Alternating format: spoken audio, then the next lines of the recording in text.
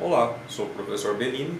Estamos retomando, o terceiro bloco desse nosso bate-papo sobre a diminuição das desigualdades sociais com a utilização de tecnologia de informação, o como as tecnologias podem contribuir para a diminuição das desigualdades sociais. Finalzinho do nosso bloco passado, nós estávamos falando sobre o que é preciso fazer, para que possamos ter esses novos horizontes, essa nova visão, de como trabalhar com isso. Só rapidamente recapitulando, terminamos lá falando que os dois pontos principais, o primeiro deles é a qualificação, então temos que nos qualificar cada vez mais, e o segundo é o sair da caixinha, o começar a pensar fora da caixinha, visualizando, vislumbrando novas oportunidades, novos negócios, por que não, mas principalmente começando a pensar novas soluções para resolver problemas. Hoje nós temos problemas novos, portanto precisamos de soluções novas. Aquelas soluções já conhecidas, já sabidas, as velhas soluções, não servem para os problemas que nós encontramos hoje. Então terminamos falando disso. E agora, continuando, vamos conversar um pouco aí sobre as áreas de atuação, o que o profissional de tecnologia de informação, o que ele pode fazer para contribuir para uma sociedade mais justa, mais equilibrada. De que forma a tecnologia pode ajudar a diminuir esses abismos? Bom, vamos lá, já falamos algumas delas aí, no trechos passados, mas recapitulando, uma delas é exatamente a utilização e o desenvolvimento, o investimento em plataformas de ensino à distância. Não podemos desconsiderar nos dias atuais as plataformas de ensino à distância de forma alguma, porque são excelentes ferramentas para ajudar a levar o conhecimento àquelas pessoas que não têm um acesso tão fácil aos meios tradicionais de educação, mas que, por outro lado, continuam precisando cada vez mais da qualificação. Então, todo aquele esforço que nós pudermos fazer para levar o conhecimento aos demais, isso é importantíssimo. E aí vale a soma de todos os esforços. Por exemplo, vamos pensar em pequenas ações, de novo vamos voltar para os exemplos, porque às vezes a gente fica pensando em grandes soluções e soluções complexas, e são pequenas coisas que fazem a diferença. Então vamos pensar, você professor que de repente pode estar me ouvindo através desse vídeo, quanto conhecimento você tem, de que forma você pode ajudar a distribuir, a descentralizar esse conhecimento. Porque infelizmente quem acaba tendo contato com os professores são os que estão dentro dos meios tradicionais de ensino. Então, se a gente pegar o ensino superior, quantas pessoas chegam, qual é o percentual de pessoas que chegam até o ensino superior? Infelizmente ainda é pequeno. Mas por que não começar a descentralizar esse conhecimento através de videoaulas distribuídas gratuitamente, por exemplo, através do YouTube?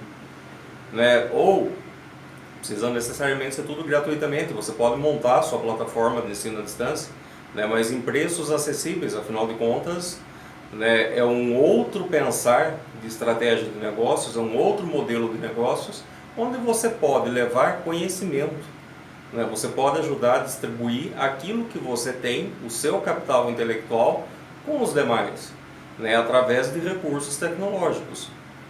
Falando agora para você, aluno que de repente pode estar me ouvindo. Você mesmo, durante a sua formação, naturalmente vai construindo o seu capital intelectual. Por que não também socializar esse conhecimento com aqueles que gostariam de repente de fazer o mesmo curso que você hoje está fazendo, mas que não conseguem, por limitações financeiras, por limitações diversas. Então, de que forma? Também, da mesma forma, vamos pegar aí, todo mundo tem um celularzinho, e consegue gravar um vídeo e colocar no YouTube.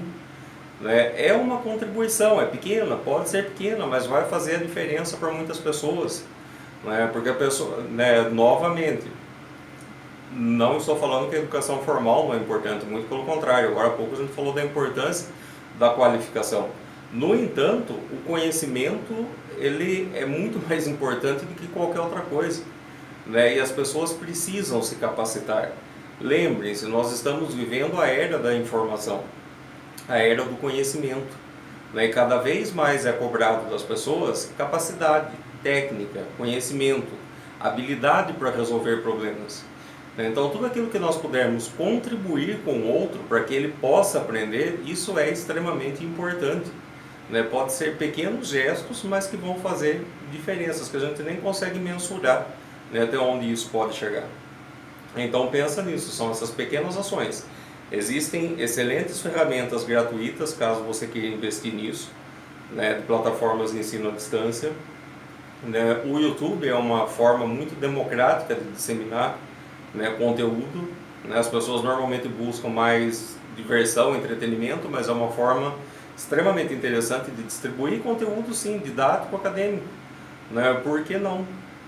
E dessa forma chegar ao maior número possível de pessoas. Por outro lado, nós podemos pensar também uma outra frente de negócios, uma outra linha, né? Um novo olhar com os próprios professores, né? A capacitação de docentes na utilização de tecnologia. Nem todos os docentes têm habilidades tecnológicas, então aí surge mais uma oportunidade, né? Por que não investir numa plataforma, num modelo de negócios para capacitar exatamente os professores que vão trabalhar com a tecnologia depois, né? Então, assim, isso são aqui conversas rápidas de 5, 6 minutos dando algumas ideias, mas é claro, você pode montar aí a sua estratégia, o seu modelo de negócios, adaptando a sua realidade e igualmente contribuindo, né, para a sociedade onde nos encontramos. Trouxe aqui os dados, não vou ficar lendo o gráfico, né, mas apenas para contextualizar um pouco aqui essa nossa fala, baseado, né, para que possamos ter fundamentação, né, de que o que nós estamos falando tem um embasamento. Temos aqui a pesquisa do CETIC, né, sobre pesquisa de TI e educação de 2017.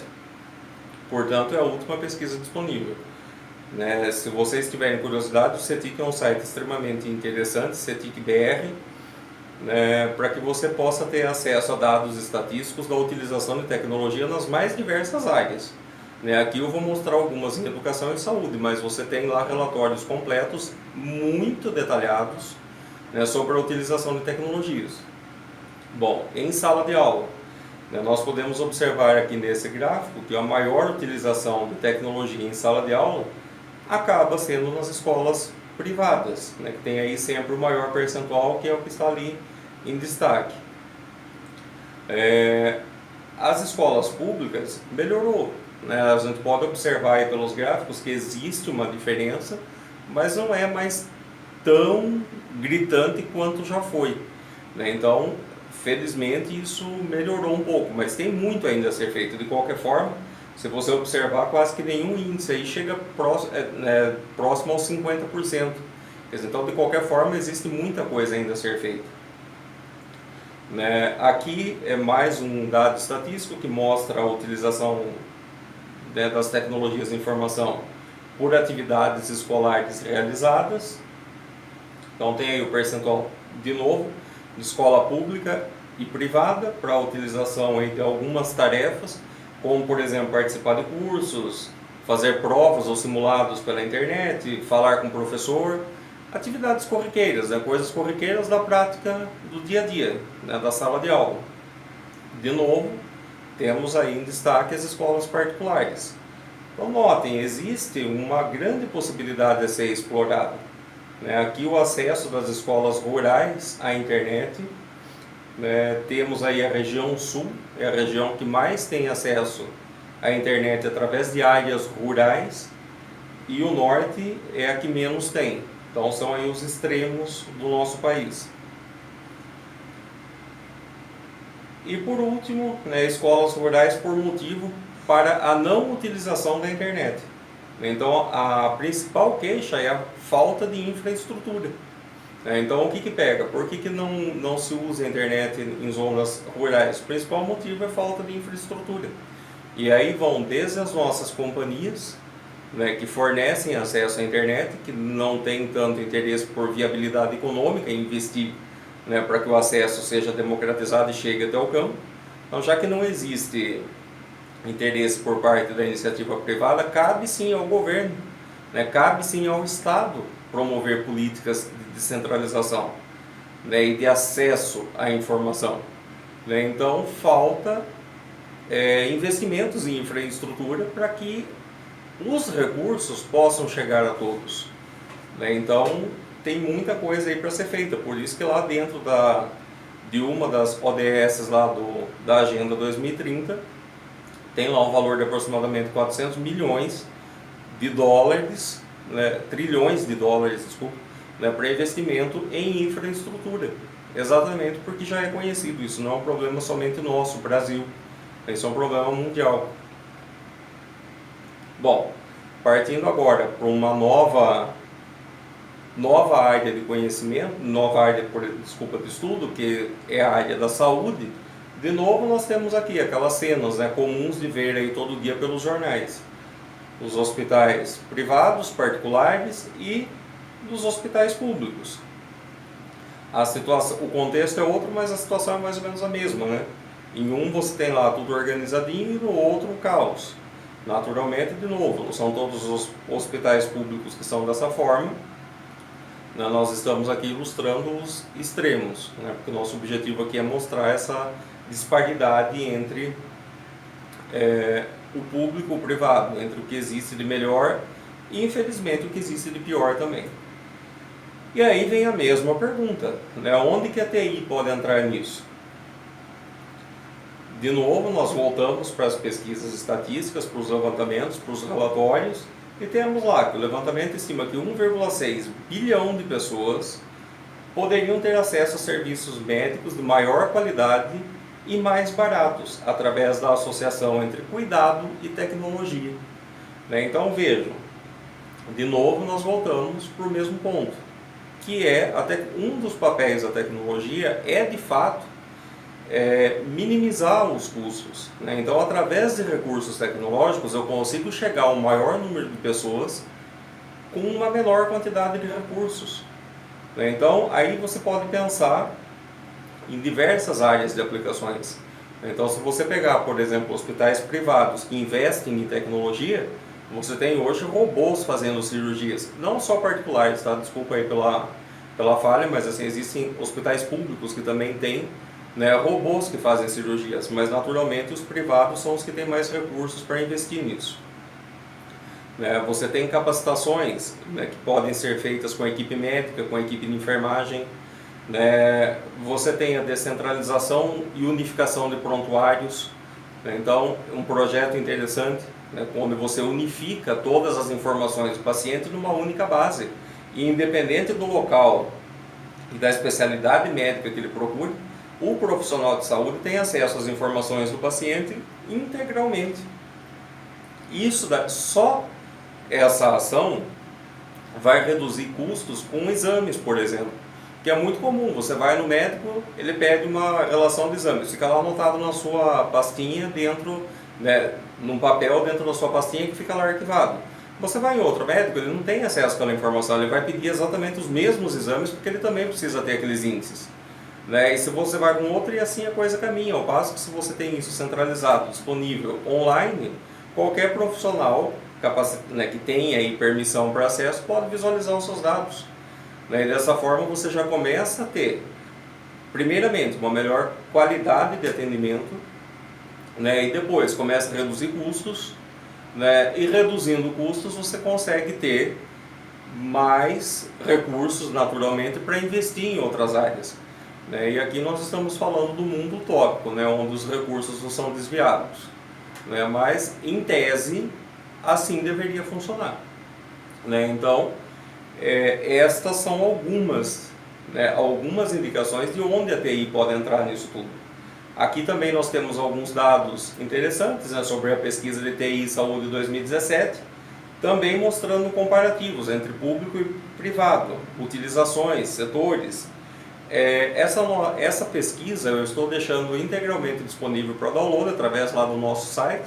Então, se você quiser clicar no endereço lá na descrição do vídeo também tem, né, o link da página, é só acessar e você baixa essa pesquisa completa, analisa com calma. Veja quais são as possibilidades que você pode ter dentro dessas áreas ou dentro de muitas outras, né? De novo, eu estou falando aqui em 3 porque nós precisamos delimitar o tempo, mas existe uma infinidade de recursos de outras áreas que você pode atender. Aqui tem, né, sistema eletrônico para registro de informações do paciente, que é o que a gente falou há pouco. Né? Então, de novo, os hospitais privados são os que estão aí no topo das informações. E por que é que eles percebem isso? Porque é bonito? Não, eles perceberam isso por uma questão muito simples. É porque quanto mais informatizado, né, menor é o custo. Né? Então, aí voltando isso para o lado social, de novo, quanto menor o custo, mais pessoas eu posso atender. Porque eu tenho uma limitação orçamentária, mas se eu consigo diminuir o quanto custa atender aquela paciente, mantendo obviamente a qualidade, eu consigo atender mais pessoas com os recursos que eu tenho. Então, é uma forma, assim, de diminuir os abismos sociais. Outra coisa, né, que começou a se tornar mais comum é a telesaúde, né, ou os atendimentos médicos também, né, um outro segmento ainda. Naturalmente, existe toda uma regulamentação, né, do Conselho Federal de Medicina, né, onde o médico só pode fazer atendimento presencialmente. Agora, por outro lado, vamos pensar na seguinte situação. Você tem um médico lá no Amazonas atendendo um grupo de pessoas isolado do resto do mundo e essas pessoas, e de repente o médico lá não tem todo o recurso que ele precisaria ter, naturalmente não vai ter. Se ele tem contato através de recursos tecnológicos e um médico presencial com esse grupo de pessoas, sei lá, indígenas ou pessoas que vivem em áreas isoladas, né? E esse profissional consegue ter acesso a outros profissionais de grandes centros de pesquisa e referência e através de ferramentas tecnológicas fazer exames de imagens, né? Trocar ideias com outros profissionais para auxiliá-lo no diagnóstico, o quanto isso já representaria na melhoria da qualidade de vida dessas pessoas. Né? Profissionais que talvez presencialmente elas nunca teriam a possibilidade de ser atendidos. Né, mas que por intermediação de um outro profissional, né, isso pode acontecer. Então, são situações. Por enquanto, às vezes ainda tem hipóteses, né, mas são áreas que nós temos que estudar mais a fundo, temos que investir um pouco mais, né, para que possamos entender melhor e ver onde é que nós podemos encaixar a tecnologia e de que forma ela vai auxiliar a população nesse aspecto. Então, de novo, a gente volta para o mesmo ponto. Estou repetindo muito isso, até por uma questão de não parecer assim, só um trabalho social e que você vai viver de amor.